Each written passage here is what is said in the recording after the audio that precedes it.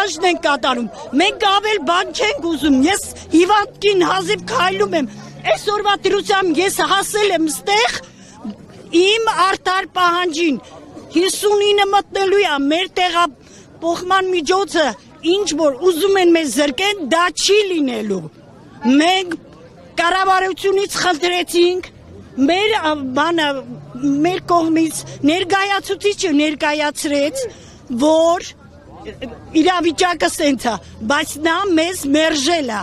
մենք հիմա հարցին դրական պատասխանի ենք սպասում, եթե ոչ, մենք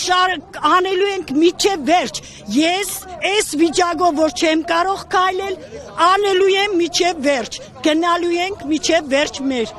խնդրում եմ կառավարությունից, հենց հիմա որոշումը վերանայեն և մեր ժողովրդին այս վիճակի չանեն, ես հենց հիմա շատ վատ եմ։